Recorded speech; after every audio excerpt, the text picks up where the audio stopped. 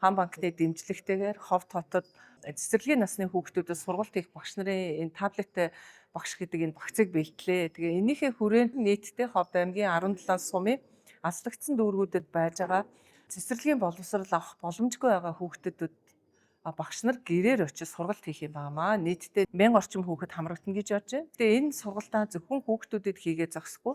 Эдгээр хүүхдүүдтэй байнга хамт амьдарч байгаа гэр бүлийнхэн хүмүүс эцэг их асран хамгаалагчид нь ч гэсэндээ сургалт хийгээд цаашдаа хүүхдийнхээ ирээдүйн сургуульд орохдод боловсрол олгоход бэлдэх анхаарчны арга зүйг зааж өгөх ийм ач холбогдол өндөртэй хөтөлбөрийн нээлт болж байгаад баяртай байна. Өмнө бол бид нар сургалтынхаа материалыг өөрсдөө бэлдэж явдаг байсан бол 50 багш санаачлага одоо энэ сургалтанд хамрагцсанараа энэ багцыг авснараа бол бидний ажил бол маш их хөнгөвчлөлтөө хүүхдүүд маш сонирхолтой байдлаар орчин үеийн одоо шин шийдлийг осон ийм хэрэглэгдэхүүнтэй болж байна. Энэ сургалтантай хамрагдаж ийм багцтай болж байгаадаа маш их баяртай байна.